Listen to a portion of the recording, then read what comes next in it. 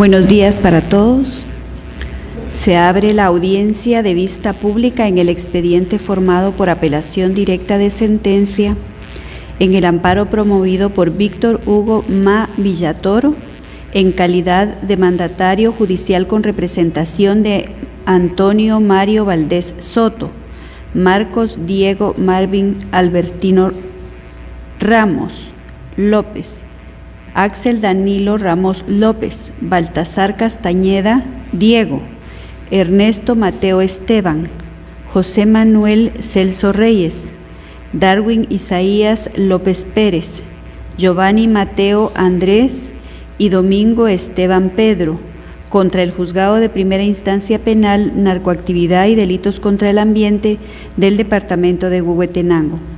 La Secretaria General Adjunta dará lectura a la parte conducente de las consideraciones, la parte resolutiva del fallo apelado y efectuará las advertencias reglamentarias respectivas de la presente audiencia.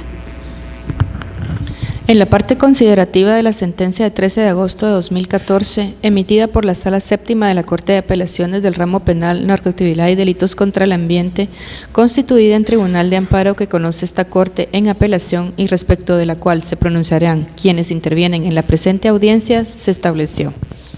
Esta sala, constituida en Tribunal Extraordinario de Amparo, tomando en cuenta la finalidad del amparo, el cual tiene su aplicación cuando los actos, resoluciones, disposiciones o leyes de autoridad lleven implícitos una amenaza, restricción o violación de los derechos constitucionales, lo que en el presente caso sí se da, ya que estima que se han violado en perjuicio de los amparistas los derechos fundamentales de los que son titulares y los cuales integran el debido proceso. Estima que hay amenaza, restricciones y violaciones a los derechos fundamentales de los que la Constitución y las leyes garantizan a los amparistas en el trámite del proceso penal al haberse declarado sin lugar la actividad procesal defectuosa por la autoridad impugnada, con lo cual varió las formas del proceso, afectando el derecho de defensa que corresponde a los postulantes, la cual debe anularse en vista de que la diligencia celebrada y resolución emitida el 23 de enero de 2014 en horas de la tarde, que reforma el auto de procesamiento y declara con lugar la revisión de medidas de coerción de los procesados ya referidos, emitida por el juez de primera instancia penal, narcoactividad y delitos contra el ambiente de Santa Eulalia del departamento de Huehuetenango, se celebró según lo manifestado por este tribunal, inobservando las garantías y derechos que la ley establece en igual proporción para las partes, vulnerando la tutela judicial efectiva para los querellantes adhesivos, por lo que sus derechos fueron conculcados, los cuales deben restaurarse. Por lo que procede el otorgamiento del amparo en lo referente a que el juez recurrido, al resolver la actividad procesal defectuosa, subsane lo actuado por el juez de igual categoría de Santa Eulalia en el proceso de mérito, al reformar el auto de procesamiento y declarar con lugar la revisión de medidas de coerción en vista de los defectos absolutos que esta resolución contiene, debiendo dejarla sin efecto y continuar con el trámite que informa el debido proceso. En cuanto a la condena en costas a la autoridad recurrida, se ha establecido que las resoluciones dictadas por los tribunales de justicia reflejan el criterio del juzgador, lo que en principio debe suponerse como evidente buena fe del ejercicio de la función jurisdiccional, por lo que en el presente caso se estima pertinente no emitir condena en ese sentido a la autoridad recurrida y tampoco es procedente imponer multa al abogado patrocinante de conformidad con lo establecido en el artículo 48 de la ley de la materia. Por lo anteriormente señalado, deben hacerse las declaraciones respectivas. Al resolver, declaró: otorga en definitivo la acción constitucional de amparo promovida por el abogado Víctor Hugo Ma Villatoro en calidad con que actúa y los amparistas Antonio Mario Valdés Soto, Marcos Diego Marvin Albertino Ramos López, Axel Danilo Ramos López, Baltasar Castañeda Diego, Ernesto Mateo Esteban, José Manuel Celso Reyes, Darwin Isaías López Pérez, Giovanni Mateo Andrés, Domingo Esteban Pedro, contra el juez 2 de primera instancia penal, narcoactividad y delitos contra el ambiente de Huehuetenango. En consecuencia, restaura la situación jurídica afectada y deja sin efecto la resolución de 2 de junio de 2014, proferida por la autoridad impugnada en el expediente 13.005-2013-00139. Para los efectos positivos de este fallo, ordena a la autoridad judicial impugnada resolver conforme a derecho y en congruencia a lo aquí considerado, respetando los derechos y garantías de los postulantes dentro del plazo de 15 días contados a partir de la fecha en que reciba la ejecutoria de este fallo, bajo apercibimiento de que en caso de incumplimiento incurrirá en multa de 1,000 quetzales sin perjuicio de las responsabilidades legales correspondientes. No hay condena en costas. Por la razón considerada, notifíquese. De conformidad con lo establecido en el Acuerdo 1-2013 de esta Corte, se hace de conocimiento de quienes intervendrán en la presente audiencia que cuentan para hacerlo con un tiempo de 15 minutos para pronunciarse estrictamente sobre el fallo recurrido, en particular sobre la existencia de agravios, para lo cual deberán dirigirse directamente al tribunal, alegar en forma oral y abstenerse de dar lectura a cualquier documento, concretarse el asunto planteado, ser breves, precisos y concisos y abstenerse de proferir expresiones irrespetuosas respecto a las partes o a los miembros del tribunal. Eso es todo, señora presidenta. Pueden hacer uso de la palabra apelantes, terceros interesados en el amparo y solicitantes de la vista pública. Señor Diego Marcos, Francisco Juan Pedro, Antonio Pablo Juan y Sotero Adalberto Villatoro Hernández, quienes actúan con el auxilio del abogado Benito Morales Laínez. Señores magistrados, personas aquí presentes, tengan todos muy buen día. Nosotros no somos delincuentes, somos personas con dignidad, indígenas y campesinos que por años hemos trabajado nuestras tierras en defensa de ellas y de nuestros recursos naturales.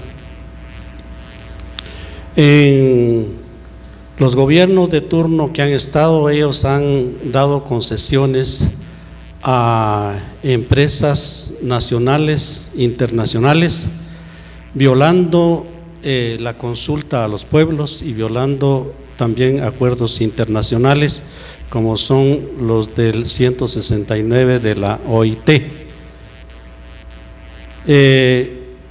A esto las empresas nacionales y transnacionales pues han abusado de nosotros, yendo con lujo de fuerza a amenazarnos, a intimidarnos y a apoderarse de lo que en realidad nos pertenece.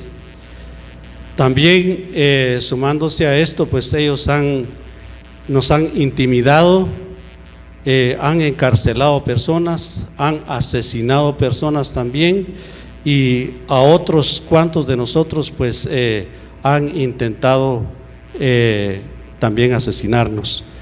Gente que ellos mismos han pagado para que vayan a hacer estas operaciones, lo cual pues viene a violar nuestros derechos, a quitarnos la paz y tranquilidad que todo guatemalteco tiene derecho a gozar.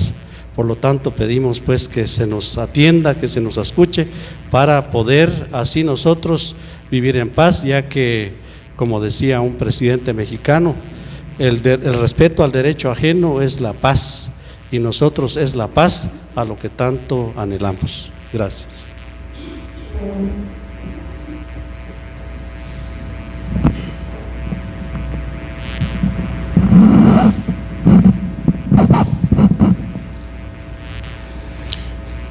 Muy buenos días, señores magistrados. Quiero hacer referencia en esta audiencia, primeramente manifestarles que cada uno de los detalles por los cuales se impugna la sentencia de amparo otorgada por la Sala Séptima de la Corte de Apelaciones del Ramo Penal de Huehuetenango están en detalle expresados en el memorial de interposición de esta apelación. Sin embargo, es oportuno efectivamente que esto se analice dentro de su contexto. Es decir, esta discusión debe circunscribirse un poco al origen, y es que ¿por qué es que estamos discutiendo estas cosas? Mayo 1 del año 2012, hay un conflicto serio en Varías hay muerte de personas, hay responsables vinculados con una empresa hidroeléctrica que, valga la redundancia, se les ha reiterado al Estado que tiene la harta obligación de consultar previamente a los pueblos indígenas y por el contrario es un incumplimiento reiterado y permanente en este Estado. La respuesta no es para garantizar la justicia como lo manda la Constitución en igualdad de condiciones a todos los ciudadanos en este país y especialmente a los pueblos indígenas que están protegidos por una cantidad de instrumentos internacionales, sino la respuesta y la presencia del Estado ha sido mediante estados de sitio, estados de excepción, captura ilegal de personas que luego están sometidos a procesos penales que lo que hacen es desgastar su vida, su familia, su comunidad y por lo tanto hay una estrategia perfectamente diseñada para que estos proyectos se impongan. El caso concreto, señores magistrados, es que en ejercicio de su libre determinación el pueblo maya Canjobal acciona ante el Estado. Varías es un pueblo que ha utilizado y utiliza la institucionalidad del Estado para exigir que sus derechos se respeten. En abril del año 2013, ante la inacción del Estado, el grupo de personas que aquí está presente, que constituyen los terceros interesados en esta acción de amparo, toma la decisión de abordar a la empresa. No es responsabilidad de ellos, debe ser la responsabilidad del Estado. Sin embargo, ante esa inacción, actúan y como consecuencia de abordar a la empresa, vienen los procesos penales en su contra. Inician un proceso, la Hidro Santa Cruz, representada aquí por los colegas, inician un proceso de acusación en contra de la gente por detenciones ilegales, coacción, amenazas, etcétera, y otros delitos. Efectivamente, aquí los señores presentes, ante el requerimiento del tribunal que investiga, que controla más bien la investigación, asistieron a cada una de las audiencias porque se estaban instando investigación bajo esos delitos. Sorprendentemente, el día 23 de enero de este año, viene el Ministerio Público y hace una intimación de hechos a estas personas, acusándolos de plagio y secuestro por un hecho que se constituye en el ejercicio pleno de un derecho de salvaguardar sus intereses, su tierra, su territorio, su familia y las futuras generaciones. Sin embargo, hay un asunto muy importante en este caso, por eso digo que es fundamental que veamos este caso dentro de su contexto. La gente y el pueblo, ante la inacción del Estado, ante la negación de la justicia, viene y efectivamente exige al tribunal que por qué precisamente cuando se investiga a estas personas bajo delitos de detenciones ilegales, intempestivamente en la audiencia se les acusa de plagio y secuestro y se les manda a la cárcel.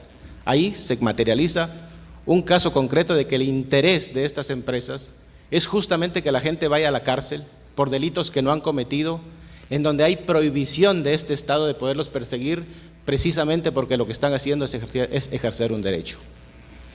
Entonces, bajo esa presión supuesta que se hace al juez, se interpone una queja, un reclamo de actividad procesal defectuosa.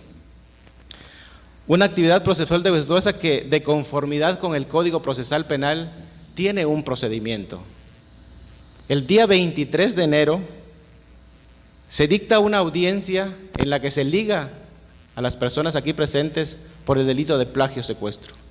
Efectivamente, hay una violación fundamental dentro del expediente, porque también dentro de ese mismo proceso, otra persona que supuestamente cometió los mismos hechos en el mismo lugar, de la misma forma, es exactamente lo mismo, se les liga por detenciones ilegales, lo cual es excarcelable de conformidad con el Código Procesal Penal. Sin embargo, la pregunta es, ¿por qué a ellos por plagio y secuestro?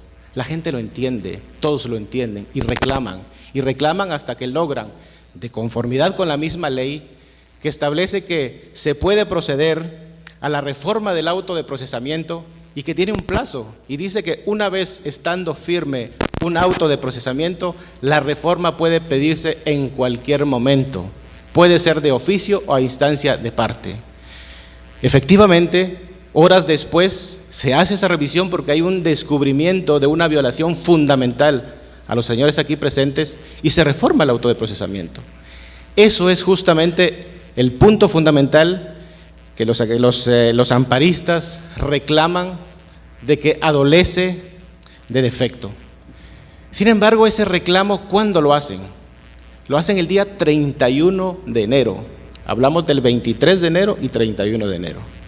La sala viene, y aquí entonces entro a la sentencia que impugnamos.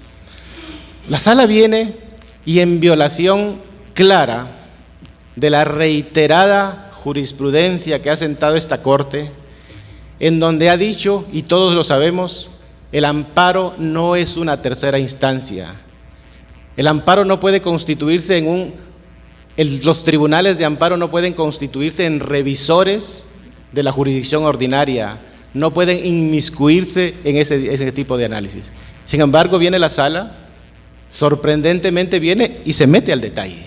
Se pone a analizar y habla y alega, precisamente porque el juez de primera instancia que resolvió la actividad procesal defectuosa, declara sin lugar esa acción por 4 motivos. 1, lo considera extemporáneo. 2, considera que dentro del expediente y la tramitación no consta de que hayan actuado bajo presiones de persona alguna. En tercer lugar, establece que el querellante adhesivo es un actor secundario dentro del proceso penal.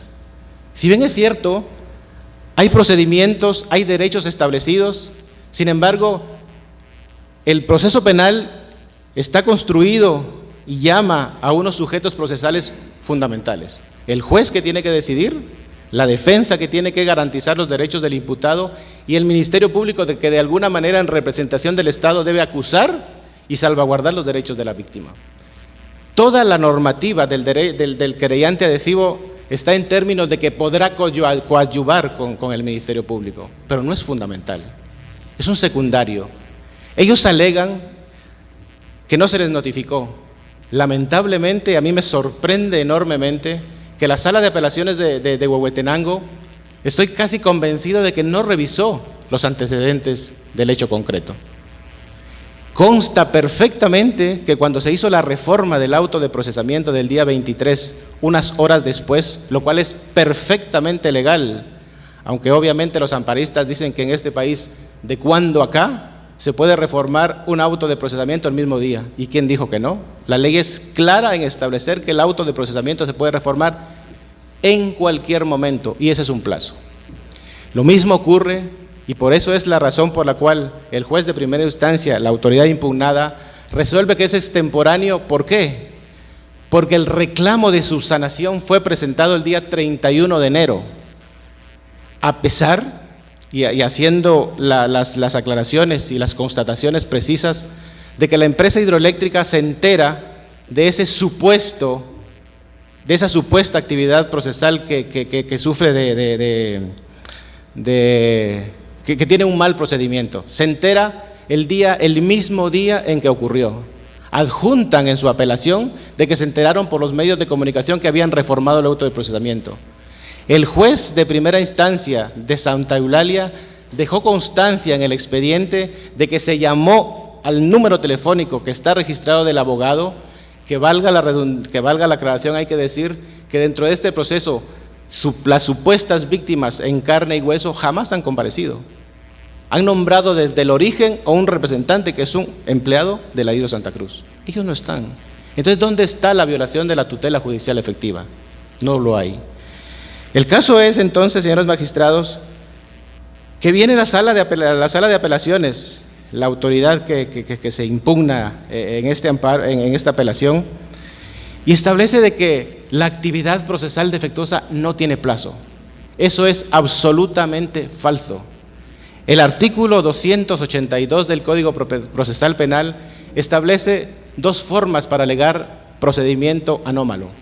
Uno es que cuando estamos en una audiencia y el tribunal que controla una audiencia viola el procedimiento, uno tiene el derecho de reclamar, incluso de interrumpir al juez y decirle: aquí hay una violación del procedimiento, y proponer su solución cuando uno está presente. Y la ley establece que cuando esa circunstancia no ocurre, es decir, que yo me entero después, debo reclamar inmediatamente. Ese inmediatamente de conocido es el plazo establecido. Es mentira y es absolutamente insostenible que la actividad procesal defectuosa establecida en el Código Procesal Penal no tenga plazo. Sí tiene plazo. Sí tiene plazo y yo lo debo hacer cuando me entero y tengo conocimiento de que hubo algo anómalo. El juez viene y cita el artículo que refiere que estas audiencias se pueden pedir por el mecanismo tecnológico más expedito, por fax, por teléfono, con un correo electrónico. Es así como funciona. Sin embargo, viene los supuestos agraviados, presentan un escrito, deja constancia de que ellos se enteraron con muchísimo tiempo de antelación y no cumplieron con esa obligación de exigir la subsanación del acto de manera inmediata. Eso por un lado. Por otro lado, el juez al que impugnaron en el amparo hizo un análisis preciso y se hizo muchas preguntas. Eso debió haber sido corroborado por la Sala Séptima de la Corte de Apelaciones. Dijo: me sorprende enormemente que aquí tengamos un expediente en donde se alegue que fue bajo presión que se reformó el auto de procesamiento. Y se sorprende enormemente cuando dice cómo es posible que aquí hay todo un proceso de investigación en contra de estas personas por un delito que se llama detenciones ilegales. Y sin ninguna fundamentación, y lo dice el juez, sin ninguna fundamentación el juez toma la decisión de cambiar el delito de detenciones ilegales por el de plagio y secuestro. El mismo juez se sorprende. Entonces, señores magistrados, creo que aquí es importante hablar de este contexto porque cada uno de los detalles están especificados en el escrito de apelación, pero es importante entender este aspecto porque precisamente cuando la sala viene y otorga los amparos, se está inmiscuyendo de manera exacta en donde no le corresponde. Se está constituyendo en un tribunal revisor de la justicia ordinaria, lo cual está prohibido por la ley, viola el principio de legalidad y viola toda la jurisprudencia establecida por esta Corte. Abogado, su tiempo ha concluido. Tiene 2 minutos para hacer sus conclusiones, por favor. Muchas gracias.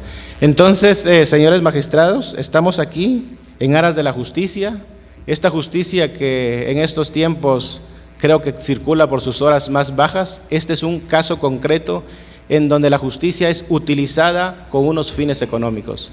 Las personas, como bien lo decía el señor que me antecedió, lo que está haciendo la gente es defendiendo sus intereses, sus derechos. De esa cuenta, entonces, solicito que al resolver, señores magistrados, puedan analizar cada uno de los aspectos contemplados y planteados en el escrito de apelación, en donde se confirma y se analiza cada uno de los detalles por los cuales la sala séptima de la Corte de Apelaciones dictó su fallo. Y en consecuencia, entonces, solicito que al resolver se declare con lugar el presente recurso de apelación, precisamente porque la sala lo que hace es violar ese principio de legalidad que obliga entonces a que no pueden constituirse en una tercera instancia. Muchas gracias. Pueden hacer uso de la palabra los solicitantes del amparo: Víctor Hugo Ma Villatoro, en calidad de mandatario judicial con representación de Antonio Mario Valdés Soto, Marcos Diego, Marvin Albertino Ramos López, Axel Danilo Ramos López, Baltasar Castañeda Diego, Ernesto Mateo Esteban, José Manuel Celso Reyes, Darwin Isaías López Pérez, Giovanni Mateo Andrés y Domingo Esteban Pedro, quien actúa con el auxilio y del abogado César Saúl Calderón de León. Gracias, buenos días, honorable Tribunal Constitucional. Voy a ir muy directamente al grano y a explicar por qué razones se pidió amparo. La sentencia del 13 de agosto del 2014, dictada por la Sala Séptima de la Corte de Apelaciones de Huehuetenango, declaró procedente un amparo en ocasión de lo siguiente. Antecedentes del caso: un grupo de personas saliendo del trabajo fue retenido por más de 5 horas y obligados a firmar actas para que no volvieran a trabajar en una fuente de derecho, en una fuente de trabajo que les da derecho a una vida digna. Los retuvieron, los secuestraron y los obligaron a hacer cuestiones. Y por esa razón, derivado de la investigación del Ministerio Público, se citó a estas personas que aparecen a mi derecha para que el día 23 de enero de este año comparecieran a una primera declaración. El Ministerio Público intimó los hechos a partir de las 10:30 de la mañana. La audiencia terminó a las 12:30 de la mañana. y el juez, luego de escuchar al Ministerio Público, los ligó a procesos a 3 de ellos por los delitos de plagio, secuestro, amenazas, instigación a delinquir, reuniones y manifestaciones ilícitas, y a uno de ellos únicamente por reuniones y manifestaciones ilícitas. Los 3 primeros, efectivamente, con auto de prisión preventiva por el tipo de delito, y la otra persona con medida sustitutiva. Luego de eso, más tarde, se realizó otra audiencia de revisión de la medida de coerción, horas después de terminada, algo nunca visto, que puede ser posible, como dijo el abogado, sí puede ser posible, raro, extraño, pero hay una revisión de la medida de coerción. Luego de eso, ¿por qué se llevó a cabo una audiencia de medida nuevamente de revocatoria del auto de prisión y del autoprocesamiento que se había dictado unas horas antes? Resulta que el día 27 de enero se notifica la causa 139-2013, en la cual el juez notifica que se tuvo que llevar a cabo una audiencia de emergencia en la que reformó el auto de procesamiento y otorgó medidas sustitutivas. Para empezar, no existe en el Código Procesal Penal ninguna audiencia que se llame audiencia de emergencia, y esa fue la que le notificaron al representante legal y el mandatario judicial. El 31 de enero, efectivamente, para darle la oportunidad al juez, porque sabíamos que esa audiencia había sido bajo presión, se le dio la oportunidad que enmendara sus hierros, y por eso se le planteó una actividad procesal defectuosa, la que después de eso, en el incidente, no quiso conocer el propio juez porque tuvo miedo, y entonces por amenazas no quiso conocer, y pidió favor que un juez de la cabecera departamental conociera el incidente de actividad procesal defectuosa. El juez número 1 de Huehuetenango se excusó y no quiso conocer. La sala entonces le impone al juez número 2 de instancia de Huehuetenango que conozca el incidente de la actividad procesal defectuosa. Llevó a cabo la audiencia oral de conformidad al artículo 150 bis del Código Procesal, el incidente de actividad procesal defectuosa. El juez resolvió con 3 puntos fundamentales, 3 argumentos por qué negaba la actividad procesal defectuosa. Número 1, el juez dijo en primer lugar que no cumplió con el plazo estipulado del artículo 176 del Código Procesal Penal. Aquí cabe mencionar que el juez no conoce la diferencia entre lo que es un remedio procesal y un recurso procesal. La actividad procesal defectuosa no tiene el plazo más que sea inmediatamente, tal y como lo dijo el abogado de la otra parte, pero no tiene un plazo estipulado en ninguna parte del código, porque no es un recurso, es un remedio procesal, a diferencia de los otros recursos ordinarios del Código Procesal Penal, como el recurso de apelación, el recurso de reposición, el recurso de queja, el recurso de apelación especial. De tal manera que no existe un plazo que deba de respetarse. La actividad procesal defectuosa no contempla un plazo específico. Número 2, el juez dijo que el auto de procesamiento y de prisión preventiva era reformable. Cierto, sí puede ser reformable. Que haya sido el mismo día, raro, extraño, pero sí puede ser. Ahora, ¿qué determina que se pueda revisar la prisión preventiva de una persona o el auto de procesamiento?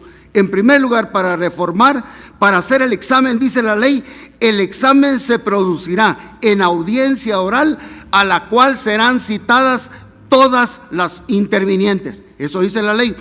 Y el licenciado Ma no fue citado para esa audiencia, porque a las 12:30, cuando terminó la primera declaración, entregaron los CDs de la audiencia y se regresó a la capital porque es originario de la capital. Ellos se quedaron ahí y obligaron al juez a que celebrara esta denominada audiencia de emergencia, de tal manera que esa es una audiencia apócrifa, es una audiencia ilegal. En primer lugar, no estuvo la presencia del licenciado Ma, porque ya se había retirado del lugar, porque para ese día ya había terminado la diligencia de primera declaración. Número 2, de acuerdo al artículo 277 del Código Procesal Penal, lo que determina una revisión de la medida es que hayan variado las cuestiones originales, que haya habido una variación en el proceso. Las cuestiones primitivas debieron haber variado. y entre las 12:30 de la mañana y las 3 o 4 de la tarde que se celebró la otra, no variaron las circunstancias. Si a las 12:30 terminó la primera declaración, en 2 horas no cambiaron las circunstancias primitivas, de tal manera que no se podía dar. Y un tercer argumento: la reforma del auto de procesamiento y de prisión preventiva siempre ocurre a instancias de una investigación. Si no hay investigación, no puede haber reforma del autoprocesamiento, porque ¿cómo van a poder cambiarse las circunstancias originales? Y pues en tercer lugar, el juez dijo que no existe evidencia de que el juez de Santa Eulalia haya celebrado la audiencia bajo presiones por parte de pobladores. Sin embargo, el próximo juez, porque ese juez después de esa audiencia salió, viajó al otro día a la Corte Suprema de Justicia por las amenazas, y la Corte Suprema de Justicia lo quitó de ese lugar. Y entonces toma posesión otro juez, el juez Pedro Rodolfo Lainez Luch, y él, cuando tiene que conocer el incidente que planteó el licenciado Ma, manifiesta lo siguiente: que el día 23 de enero pobladores realizaron manifestaciones violentas con amenazas para los funcionarios del Centro de Justicia de Santa Eulalia, y que por lo tanto él no quería conocer el nuevo juez, y por eso es que se va a la cabecera departamental. Señora Presidenta, con su venia quisiera leer la denuncia que pone en el Ministerio Público el juez que ligó a proceso a las personas que están a mi derecha. Sí puede hacerlo en la parte. Gracias, señora jueza. En su denuncia dice: ese día, toda vez que nos tuvieron de manera ilegal, nos amenazaron, cometieron el ilícito de golpear al juez de paz, intentar agredir tanto al pasante del bufete popular como al psicólogo del juzgado a mi cargo y a mi persona, dice el juez, por los señores que antes identifiqué. Obligaron al Ministerio Público y a mí a llevar a cabo una audiencia de reforma de auto de procesamiento y revisión de medida de coerción, con la coerción y las amenazas psicológicas que nos realizaron. Esto está dentro de las pruebas. El propio juez que ligó a proceso y que más tarde los deja libres va a poner una denuncia porque manifiesta que él tuvo que realizar una audiencia bajo amenazas de muerte. Pero no solamente él, también el fiscal que estuvo en la causa fue a poner su denuncia porque tuvo que ser cómplice de aquella audiencia de urgencia, y él también se vio amenazado y fue a poner su denuncia. Pero no solamente ellos. Los agentes de Policía Nacional que cuidaban las instalaciones del Centro de Justicia de Santa Eulalia también fueron a poner su denuncia diciendo que los iban a matar, y que por eso celebraron una audiencia de emergencia en la cual le concedieron la libertad a los señores que están aquí. No es gente pacífica, es gente que obligó a un juez que quebrantó la constitucionalidad y la institucionalidad del Estado, no respetando la vida del juez de paz a quien le pegaron. De tal manera que no estamos hablando de otra cosa, sino de actos totalmente delictivos. El agravio que se alega en el presente amparo es la tutela judicial efectiva.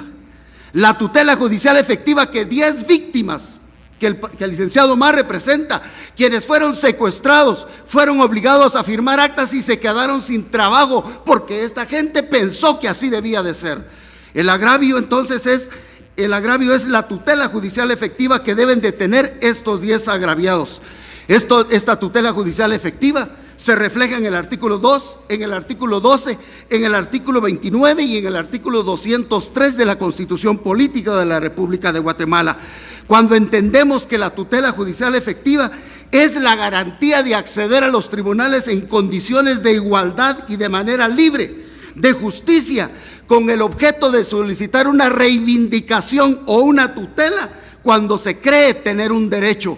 Estas personas acusaron, se querellaron en contra de estas otras personas porque fueron objeto de secuestro, y mediante una coacción al juez de primera instancia de Santa Eulalia, Huehuetenango, lograron cambiar el auto de procesamiento y que quedaran libres. Termino entonces diciendo lo siguiente: pido se declare no al lugar a la apelación interpuesta por quienes han apelado esta sentencia de la Sala Séptima y se confirme la sentencia de amparo de primer grado. Y termino con lo siguiente: toda la apelación radica en que no hubo definitividad. Basta ver la harta jurisprudencia que tiene la Corte de Constitucionalidad en que el recurso de reposición no es necesario después del trámite del incidente de una cuestión prejudicial. En vastedad de casos, esta Corte ha dicho que puede aplicarse el recurso de reposición si se quiere o no puede aplicarse. De todas maneras, después de la actividad procesal defectuosa, no es necesaria la reposición, y ese es el total, el todo de la apelación que han traído en esta mañana. Muchas gracias, señores magistrados. Se clausura la presente audiencia.